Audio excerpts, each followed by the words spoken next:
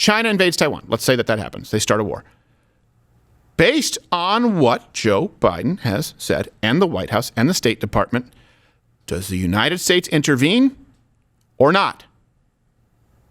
I'm not asking what you want. I'm asking, Are you clear on what the answer would be? I've said that we shouldn't be involved in Ukraine because we do need to, keep our powder dry for Taiwan. I do think that Taiwan is an important stronghold, and if you look at what China wants to do with Taiwan and how that would disrupt the global supply chain, I mean, China going after Taiwan would probably be the actual catalyst for what would be closest to what we recognize as World War III. Yeah. And so I think it's pretty important. Now, that being said, considering the importance of it, it would seem that a unified, consistent message that is simply decipherable to human beings would be important. So, former Vice President Joe Biden, speaking in Tokyo next to the Prime Minister of Japan, Fumio Kishida, he addressed the question of how the U.S. would respond if China invaded Taiwan. He's the first president to say this, but part of what he says contradicts the second part of what he says. You didn't want to get involved in the Ukraine conflict militarily for obvious reasons.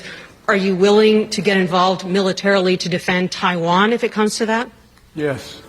You are. First president to say that. That's a commitment we made. Well, that's incorrect. That's a commitment we made. We are not, look, here's the situation. We agree with a one China policy. We signed on to it. Then you can't defend Taiwan. All the attendant agreements made from there. But the idea that it can be taken by force, just taken by force, is just not appropriate. It will dislocate the entire region and be another action similar to what happened in Ukraine. And so it's a burden that is even stronger. That is a big earpiece. What is he wearing? Beats by Dre? He signed a new sponsorship deal with them. So a couple of things. This statement breaks with decades of the United States policy right on Taiwan. That being said, he said, yes, we would intervene militarily. Okay. So that's this statement. Then he says, we recognize China's one China policy. Those two are the opposite. It might be foreign to you. It would be the exact equivalent if they said, so, Joe Biden, do you consider yourself a Democrat? Of course. And I will continue as a Republican. You go, what? A fight for conservatism. I don't understand this. The two cannot be, you can't reconcile the two together. And this is the beauty of just saying things that don't make sense, because then there's no accountability, and you can respond with, when they say, hey, you said that you would intervene militarily. No, I did. I said I would recognize China's one China policy. So yeah, you said that one phrase later, but which phrase? But that's the phrase that I meant more. And then the next person says, hold on a second, are you actually recognizing China's one China policy? It's like, well, no, we're going to defend Taiwan militarily. But you just said, yeah, but I said this before that. How do we call you on your bullshit, Joe? You can't. Well, he even gave it away. He said you would end up with a situation like Ukraine. Exactly. That is why we warned you when this happened with Ukraine that China was paying attention. And now you're in this untenable position of saying we will defend, but it's also part of China. And here's the thing. What he is saying doesn't make any... It also cannot be reconciled with what the U.S. State Department... They just removed key sections from the U.S.-Taiwan relations page. Look, let me read it for you. They removed the sections that read, the United States recognized the government of the People's Republic of China as the sole legal government of China. Removed. That's removed. The United States does not support Taiwan independence. That's removed. I think that would be a good thing, because Taiwan should be its own country. Great. I think we should recognize Taiwan's independence. I think it's important. And he said that until he said the exact opposite of that, and then I wanted to punch my own face repeatedly. Yeah, for a half a second, I was like, well, good. Oh, crap. Wow. So, and by the way, October of last year, this isn't the first time he's done this. No. Very similar comments, October of last year. I have spoken and spent more time with Xi Jinping than any other world leader has. Good for you. That's why you have... Winnie the Pooh? You hear people saying Biden wants to start a new Cold War with China. I don't want a Cold War with China. I just want to make China understand that we are not going to step back. We are not going to change any of our views. So are you saying that the United States would come to Taiwan's defense if China attacked? Yes, we have a commitment. He said the same thing. I spent a lot of time with him. I like him. He's good. And then, so you defend Taiwan. Yeah. I don't understand. Look, there are two stances. I seriously can't follow it. No, there are two stances. Yeah. you recognize Taiwan's independence, that it's not China, that these people have a right to be free from the communist thumb of China, okay? Mm-hmm.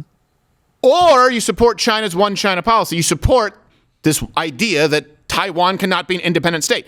It's one or the other. And he consistently says both things. So does the State Department. Now, let me be clear what the official stance has been, because I wanted to give him props and say, good for you. Me too. Good for you for having the balls to say, you know what, we will go and defend our friends in Taiwan. Yeah. Just because I want to watch, John Cena make another stutter step. So let me give you some history here. This is, switching, when we switch sort of our tack, I guess. 1978, the U.S. has practiced what is known as strategic ambiguity with Taiwan. And that's no promise to defend. That's no promise not to defend. And most people assumed that this meant the United States was defend. But we kept them on their toes. It's like a no-look jab, right? Like, I don't know. Boom, boom. I don't know. What are you doing, Xi Jinping? I have no idea. Boom, boom, boom. That's what it is. In 1978, we had a few bigger fish to fry, right? Yes. We were still in the midst of the Cold War, and so we don't want to really set things off in two places. So Right. I get it. It makes some sense at the time. Right. Well, you don't think that's what it should be anymore. Oh, I think decades ago it should have changed. Where we And that's officially what defend Ginger Snap Taiwan. and I are going to talk about. Yeah, because basically what it does is it tells China, like, okay, we're not encouraging Taiwan to separate from you guys. So it kind of placates them, lets them save face. And then Taiwan, it basically tells them, like, hey, we may or may not come to your aid. So don't go and declare independence thinking that you've got your big brother over here ready to come in and get your back. And so it keeps both parties kind of at bay for a while. But all it does is kick the can down the road. Eventually, this is going to be a thing. Well, and if you also understand the mission statement of China, and by the way, the Communist Chinese Party, it's very racist. They believe in basically one superior race of people, the Chinese race, and they believe in this sort of, pan-Pacific. And this is, by the way, this goes back a long, if you look at the wars and the battles between China and the Japanese, and also hilariously enough, if you look at World War II, the Japanese believed that they were the superior race, and so did the Aryans, and they teamed up. And I mean, one of them has to be wrong. Would have been an awkward fight at the end of that war if they won. Yeah, both were wrong. Thank God. So, I guess we beat the Allies. How do you want to handle this? You're superior and we are too. What What if they just mixed? Let's settle it with a game of who can reach the top shelf. Oh, no, they're superior. Okay, not the genocide. Oh, you full of tricks. I know, so clever. That's not Who makes the fair. best sauerkraut? Yes. Oh, it's us. We win again.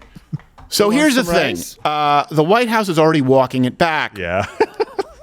I think this is from this morning. Couldn't do it fast enough.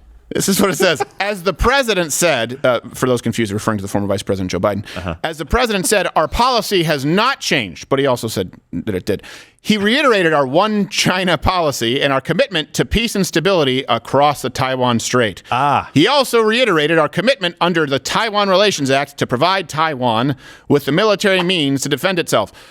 No, he didn't. he said that the United States would intervene militarily. Yes. Which is actually more aggressive than what we've done with the Ukraine, which is, we haven't intervened militarily. We've just provided billions and billions and billions and billions and billions and billions of dollars to aid. How could that possibly piss off Russia or them see it as the United States in an act of war? Proxy war. They were just asking if his diaper was full into his earpiece, and he replied yes. It was a total Yes. mistake. The distortion, there's too much bass on the beats by Dr. Yes, Dre they're earpieces. just Yes, there is. Yes, they asked if he They've smelled learned a toast. He said yes. Are you tasting wet pennies? Yes. Yes. Yes. We completely Always. are bad. Way So too here's the much thing. volume Now on they're that. trying to say, the White House is saying he said this, but he also said this. What they're trying to say is, we want to be friends with China. We don't want to piss them off. And we also want to act like we'll protect Taiwan, but we probably won't. This is also important because here's another layer to this.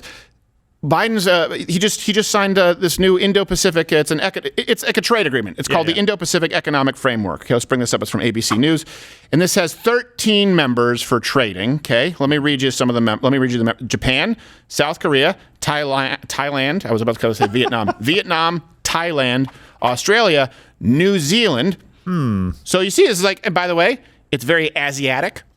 There we go. One country seems to be missing. Any idea which one, Gerald? Could it be Taiwan? Great guess. Oh, boom. They don't recognize it as a country. That's weird. And Taiwan is obviously being excluded at the behest of China. Just to be clear, just like when the WHO was interviewed on a Skype call and they were asked about Taiwan, they refused to even acknowledge them. This is the difference between Donald Trump. Yeah, I had to. Donald Trump and this guy. This guy is beholden to China in a way that Donald Trump wasn't. Yeah. This guy, he just said he spent more time with Winnie the Pooh than anybody else. They have a great relationship. That was one of his major selling points. Is I'm going to reestablish respect across the world. Look, this is also important to note. Biden is his Tigger. Yeah. Anyway, we'll go back to the monkeypox. I meant later. his friend. Yeah. Yes. This is the monkeypox thing. We moved on from monkeypox. So this is one of those issues where it's really hard for people to understand. That's by design.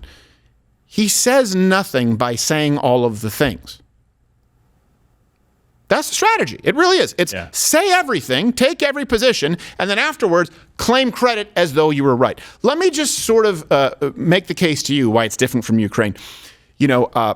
Taiwan, we're very, very dependent on a place like Taiwan for computer chips. A lot of people don't realize there are certain things that come from Taiwan, technological innovations that come out of there, certainly technological manufacturing that comes out of Taiwan, not China. And that's why China wants control of that. If China gets control of the chipsets, that exist in Taiwan, and they somehow manage to get control of Taiwan. We did a whole segment on this. What this war would look like. It would have to take place during 1 of 2 months out of the entire year because of the seas and how they act, how they would have to conquer the land, how they would have to be thwarted, what kind of carriers they would need. We did a whole segment on that. We'll actually put a link in the description, and all references are available at loudwithcrowder.com. I don't want to get into that, but the issue here is this is something that would affect us in a very serious way. Now, I know many of you are saying, well, that's the case with Ukraine. It didn't have to be, though. We are dependent on Ukraine for nothing. So that's the problem here, for example, with Ukraine. Let's look at that, the wheat shortage. Yeah. The United States is the breadbasket of the world, right? Mm-hmm. We do not need any wheat from Ukraine. I think they supply something like 70, 80%, depending which number you use, of the world's wheat. When you're a country the size of a thimble, it's a big and thimble. Your entire economic, your export plan is wheat, right? This is a problem. You have places like China. You have places across all of Asia and Europe that say, okay, we don't want our economy to be based on wheat. This is labor intensive. Let's just do manufacturing and we'll get our wheat from Ukraine. Well, guess what? This is really going to hurt a lot of countries, particularly countries in the third world who are dependent on wheat from Ukraine. Yeah. Now, America first would be, sorry, guys. We have our own wheat, though. We're going to make sure that we can feed Americans first. But you can bet what's going to happen is, the world has a wheat shortage, so America's going to go in and help. Hey, I have an idea. How about they come in and help us? When does that ever happen? We get to hear Sweden bitch about America and, how you guys are warmongers, right? And then now they want to join NATO decades later because they realize the official policy line of being a perpetual pussy doesn't work in the real world. Hey, how about you guys come help us? Hey, how about West African nations? Hey, how about you send us some stuff for free? Hey, Haiti, where's our disaster relief? No, how about this? In other words, instead of that, we're not going to expect any help from you, whether it be militarily, whether it be in emergency services. We're just not going to give you our stuff when we need it. The problem with that you have Stephen Colbert saying, I don't mind paying a few bucks more for gas. Well, guess what? If you have a family of 5... $15 a gallon. Oh, yeah, that's right, $15 a gallon. Bucks. Yeah, $15 more for gas. Guess what? Americans shouldn't have to make that choice. But what about these people? Sorry, don't care. Don't care. Just because we are more successful, just because we have more bounty, does not mean that we should be required to give it to the rest of the world. And so I'm not a non-interventionist. I just don't believe that we should be in foreign conflicts unless it benefits us. That's what America first is. And defending Taiwan is very important because if China gets control of Taiwan, boom, it's a skip and a hop. And you look through the islands, Japan, and then, of course, they have this unholy alliance with North Korea. This is far more serious than Russia, Ukraine. That's why they don't want to be clear on it. Because of how much of a failure it's been with Russia, Ukraine. For crying out loud, how many billions of dollars now with Ukraine? Are we talking about $80 billion? I don't know what the total is. It was $40 billion. It was $10 billion, $40 billion. There was a $7 billion. I don't know. Well, they were trying to get there quickly with the $40 billion. Too many billions. 40, yeah. So, but you can't take care of 40 at first, right? Issues here, yeah. No, we've given so much money, and so many people have made the point, like, we really don't have the money to give, guys. No. You're just printing money at this point and then wondering why inflation's happening. Right. Seriously asking those questions in the same sentence, it is absolutely this administration's policy to ask questions or make statements that contradict themselves or answer the question in the question. It's like, we just printed a bunch of money, but there's inflation. It's super weird. We have no idea what to do. Okay, you know what? This is a genuine experiment. By the way, you can hit the like button or share button on YouTube, but I do want you guys to comment below. Genuine question. All the references are available at louderwithcrowder.com, so I want you to read them. I want you to go watch the original videos. Don't take my word for it. I will tell you, I'm not lying, but I ask that you assume I am. Let's say something happened between China and Taiwan, a conflict erupted. Okay? Hypothetical, tomorrow. What will this administration do? Do you have an answer? Can I ask an honest question? But that is an honest question. Honestly, what will they do? But do you know? Do you know what they? I have no idea. If China owns our debt and we're giving Taiwan fake money that we don't even have, how does this even work? Like, we're technically, China's really just paying Taiwan through us, technically. Oh, it's big money. I'm not an economist, but that sounds correct. Is that right? I mean, China doesn't own all of our debt. They don't own all of our debt. Not all of our debt, but some of it. Yeah, they have a large stake. Yes. I just someday would just be like, remember that debt? No. Couldn't we just be like, we don't have that debt because we sent it to a place that doesn't exist? Yeah, what it's going to happen? Exactly. It's right off your coast. You should go look and see if you can just find memory it. hole it. What are they going to do? Break our thumbs? So maybe we should let them destroy Taiwan and be all like, yeah, man, we don't even know where your money went. That place didn't happen. So weird. Yeah, it'll be no, but it's a genuine question. Does anyone know what this administration would do? I have no idea. That's what I mean, though. Do you know what they would do? Based on what Joe Biden has comment below, based on what he has said, and based on what the White House has said, okay, China invades Taiwan. It would have to take place, I believe, during either October or April, or is it October? I believe it's October or April. Those are the only 2 months that they could even try and brave those seas. So China invades Taiwan. Let's say that happens. They start a war. Based on what Joe Biden has said, and the White House and the State Department, does the United States intervene or not? I'm not asking what you want. I'm asking, Are you clear on what the answer would be? No, I mean, I think there's no definitive answer right now. What they will do is whatever is politically expedient. At whatever cost That's the danger. To win the election or to win favor with the American people, they will do it. Just like they're doing in Ukraine right now because they think there's enough support. But do you see the problem? Do you see the problem here?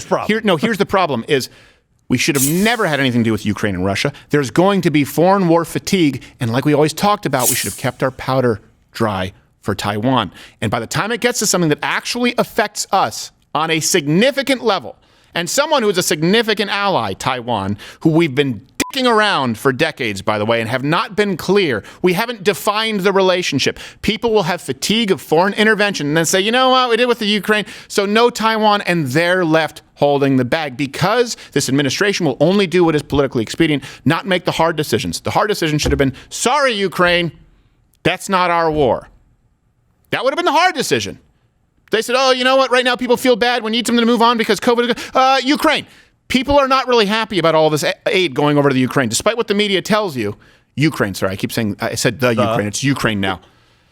There's going to be war fatigue when it comes to Taiwan and China. And that is an important one. That is one that I have said for a very long time the United States would need to be involved with if we want the world to remain as it is or to avoid World War III. But when you don't have principles, when you don't have any kind of a backbone, you cannot provide a consistent answer. You simply end up going whichever way the wind blows, and that's how you end up with this. Think of it's not just a consistent policy that has led to the inflation in gas prices. It's the remarkably inconsistent policy. It's not a consistent policy that has led to businesses being shut down. It's the inconsistent policy. It's not knowing where we're going. It's not knowing where we're going. Saying, oh, okay, we're going to reopen. Okay, good. No, a lockdown. Okay, I'm sorry. A lockdown. You can't make decisions based on that. Whether you liked Donald Trump or hated him, you knew which direction that was headed. And if he didn't shut up, he was going to turn that car right back around. I cannot answer this. This is what I do for a living. I cannot answer to you what will happen if there's some kind of an invasion of Taiwan on China's behalf. I cannot answer to you what will happen based on what this administration is sending out.